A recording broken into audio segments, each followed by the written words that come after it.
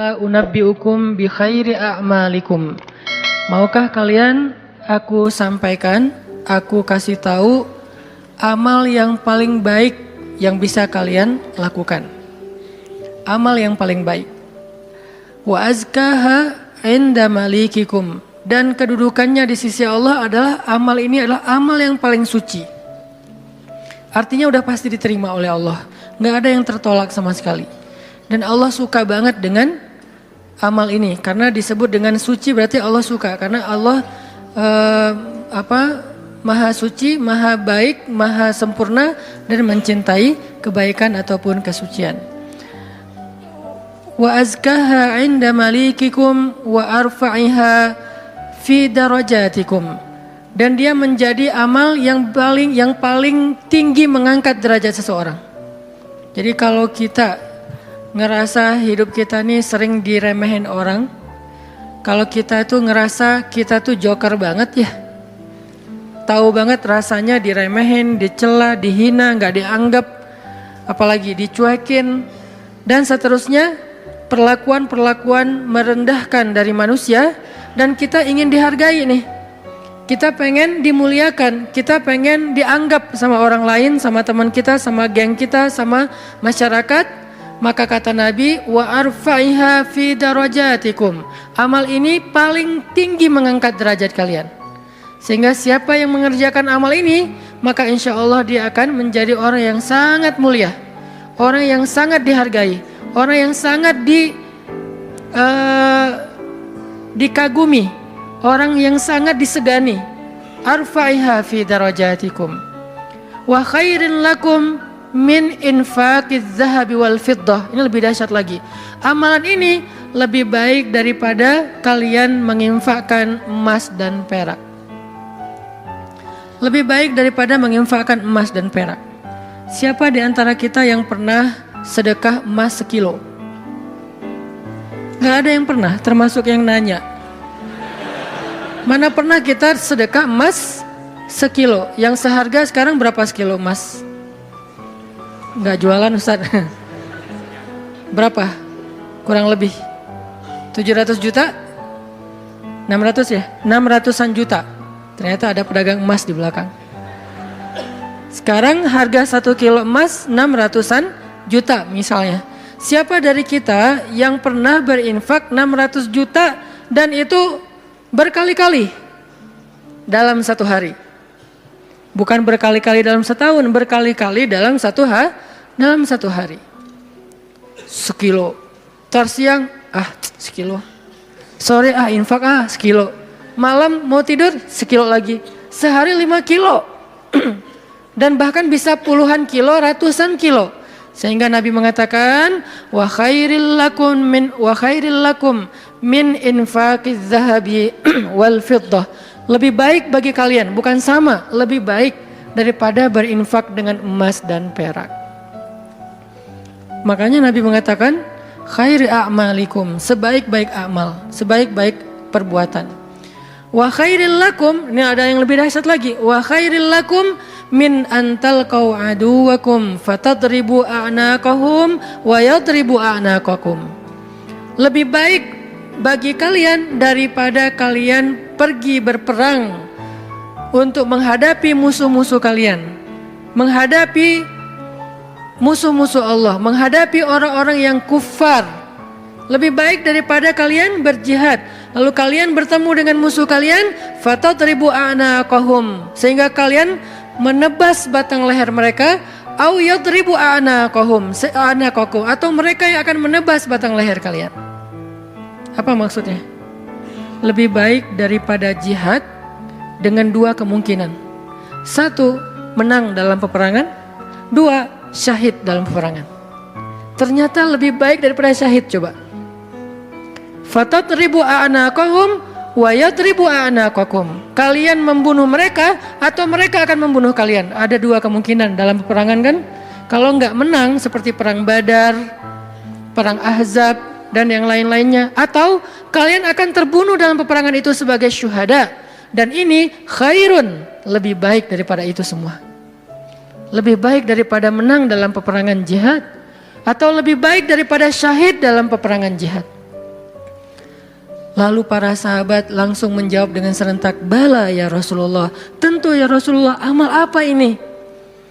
Kok dia bisa lebih baik dari semua perbuatan kami, dia lebih disukai oleh Allah, dia lebih tinggi derajat bagi yang melakukannya, dia lebih berharga daripada emas dan perak, dia lebih berharga, lebih mulia daripada menang dalam medan jihad, bahkan dia lebih istimewa daripada syahid dalam peperangan membela agama Allah. Bala ya Rasul, tentu ya Rasul, apa amalan yang istimewa ini?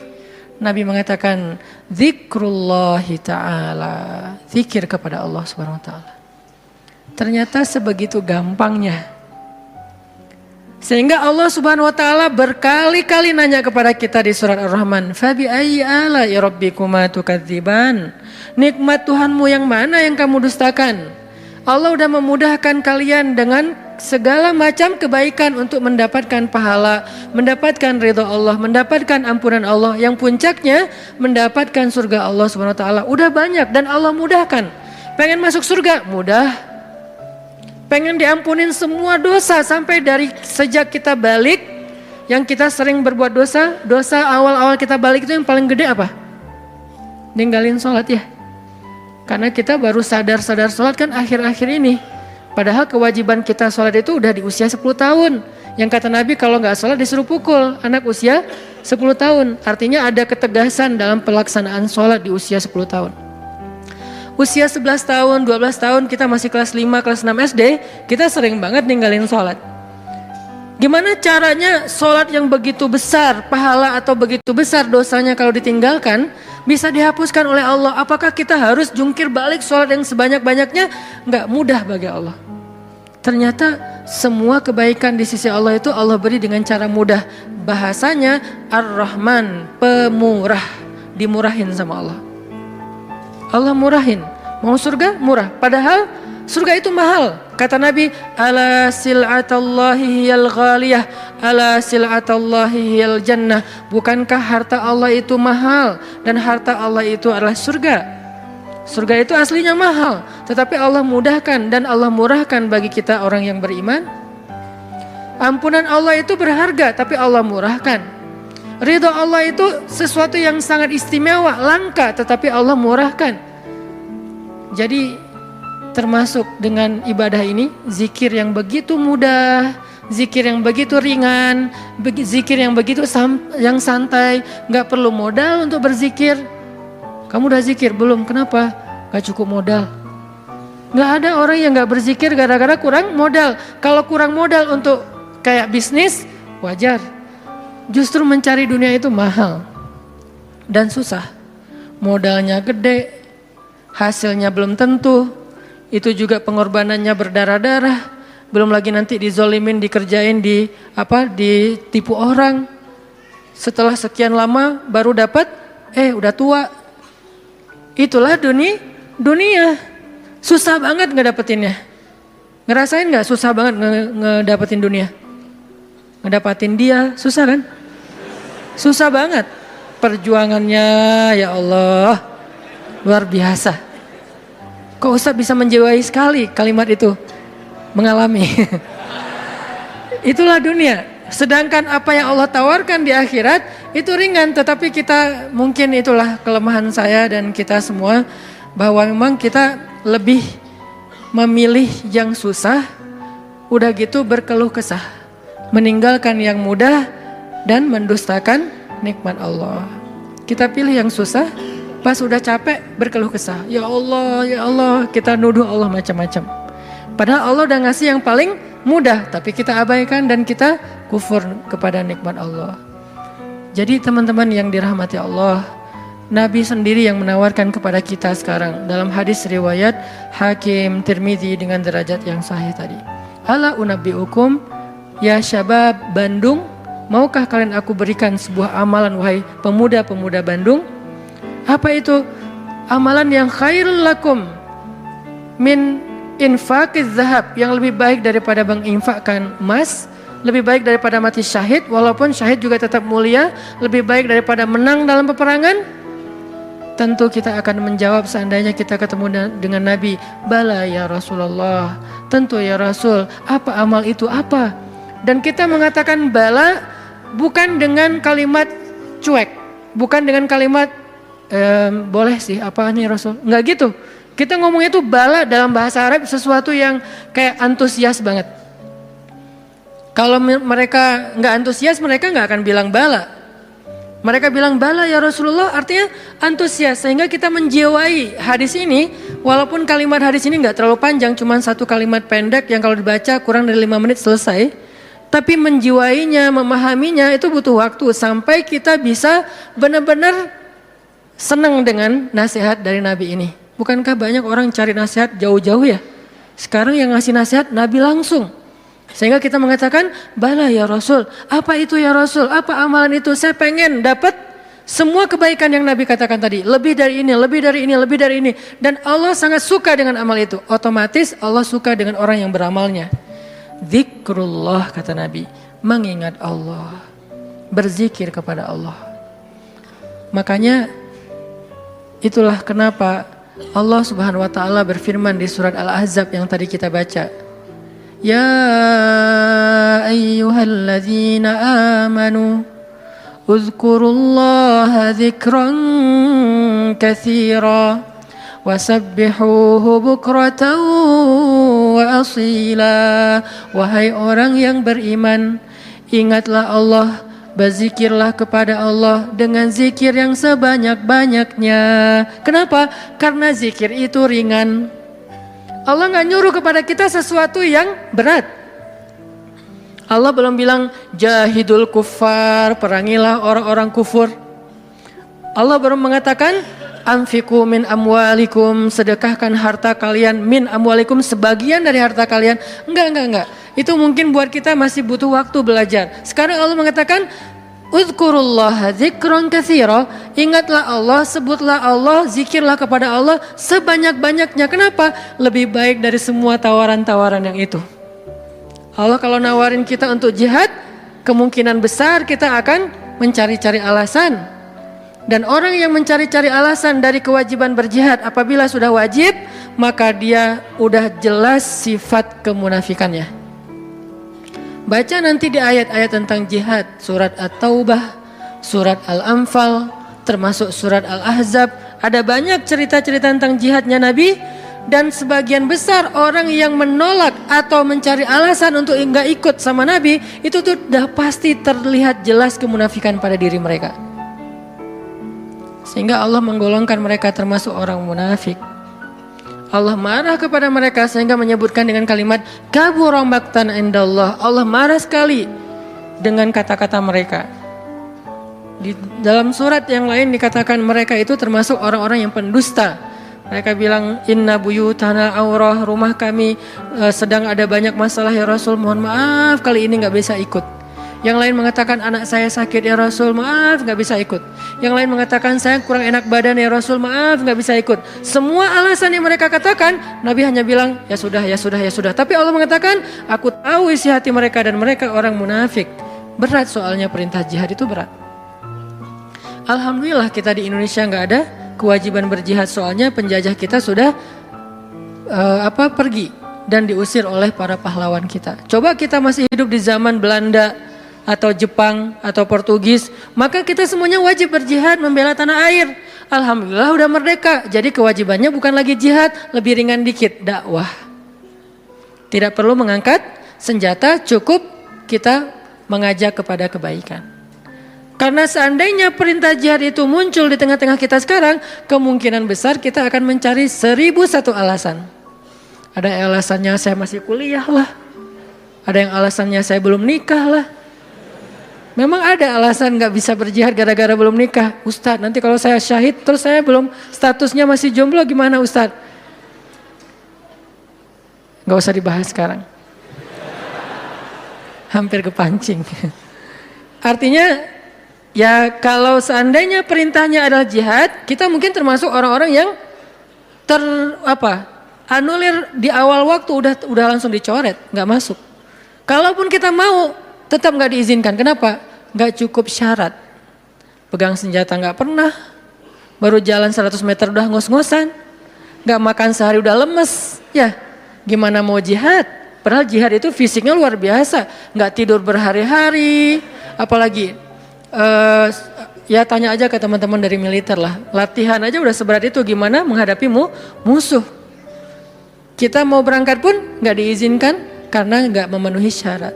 Itu perintah jihad. Ternyata ada yang lebih baik daripada jihad. Zikrullah. Perintah berinfak. Kata Allah, berinfaklah dengan harta terbaik. La tanalul birra. Tidaklah sempurna kebaikan kalian hatta tunfiqu mimma tuhibbun. Sampai kalian berinfak dengan harta yang paling kalian cintai. Langsung kita ingat, harta yang paling saya cintai. Udah belum kita berinfak dengan harta yang paling kita cintai? Ada yang baru beli mobil sebulan yang lalu. Ini yang paling saya cintai. Anak masuk ke mobil, awas sendal, sepatu. Nggak boleh kotor mobilnya. Cewek baru beli apa misalnya kosmetik, infak kosmetik. Atau baru beli rumah dikasih sama suaminya, rumah baru banget. Baru naik ke sofa, jangan ini kotor. Sofanya dijaga, nggak boleh kotor. Apalagi kita baru beli sesuatu yang paling berharga buat kita, harta yang sifatnya materi. Maka kata Allah, tidak sempurna infak kita sampai kita pernah, walaupun nggak apa-apa, nggak usah sering-sering, pernah menginfakkan harta yang paling kita cintai. Berat pasti, karena infak kita itu baru harta yang sisa. Kelebihan harta, bahasa lembutnya. Kalau bahasa vulgarnya sisa. Infak makanan sisa. Infak pakaian sisa, giveaway.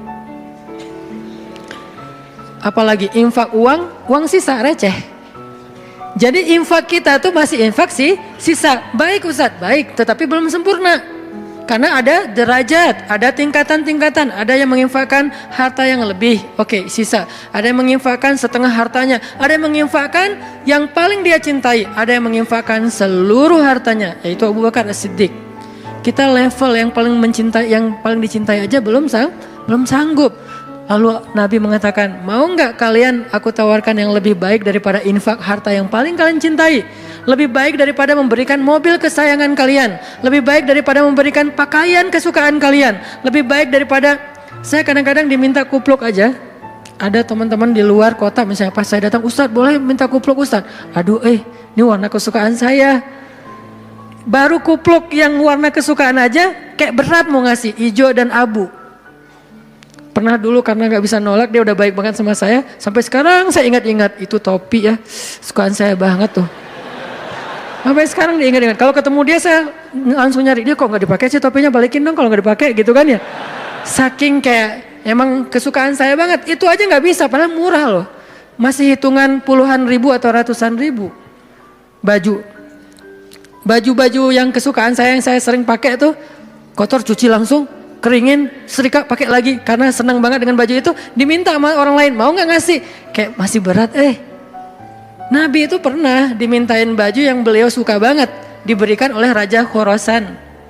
Beliau pakai baju itu kayak sweater, karena baju musim dingin, beliau pakai kayak sweater gitu, keluar rumah, tiba-tiba kata seorang laki-laki di jalan, ya Muhammad bajunya bagus banget, boleh minta nggak?